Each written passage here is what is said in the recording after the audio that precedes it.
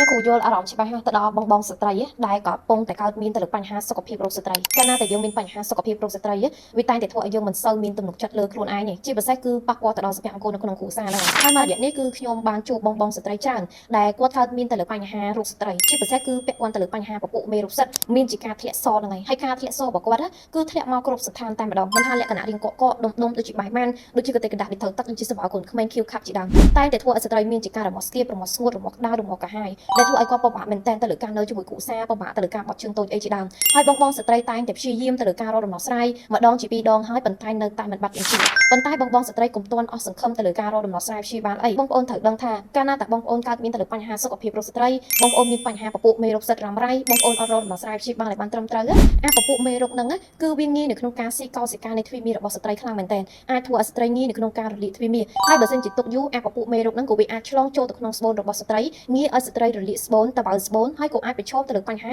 ជំងឺមហារីកមាត់ស្បូនផងដែរប៉ុន្តែសម្រាប់បងស្ត្រីកុំទាន់អស់សង្ឃឹមទៅលើការព្យាបាលអីបងប្អូនអាចជ្រើសរើសប្រើប្រាស់ជាមួយនឹងផលិតផលធម្មជាតិ Fimi នេះបានព្រោះផលិតផលធម្មជាតិ Fimi នេះគឺល្អខ្លាំងមែនទែនទៅលើការជួយដោះស្រាយទៅលើបញ្ហាសុខភាពបងស្ត្រីនឹងតែម្ដងជាពិសេសបងស្ត្រីដែលមានបញ្ហាធ្លាក់សរមាស់ស្គីស្គៀបស្ងួតដែលធ្វើឲ្យយើងពិបាកនៅក្នុងការរស់នៅប្រចាំថ្ងៃចាធ្វើឲ្យយើងប៉ះពាល់ដល់សុភមង្គលក្នុងគ្រួសារធ្វើឲ្យយើងបាត់បង់ទំនុកចិត្តលើខ្លួនឯងហ្នឹងបងប្អូនអាចមកប្រើជាមួយនឹង Fimi នេះបានបងប្អូនញ៉ាំ3ថ្ងៃទៅមួយសប្តាហ៍បងប្អូននឹងឃើញប្រសិទ្ធភាពហើយចង់សម្រាប់ព័ត៌មានបន្ថែមបងប្អូនមានជាចងល់មានជាបញ្ហាចង់ពីគ្រោះចង់ដោះស្រាយទៅលើបញ្ហាសុខភាពរបស់ស្ត្រីផ្នែកណាមួយបងប្អូនអាចឆាតចូលនៅក្នុង page ឬមួយក៏ទំនាក់ទំនងមកលេខទូរស័ព្ទរបស់អ្នកគ្រូ3ប្រព័ន្ធដែលមាននៅក្នុងវីដេអូនេះបាន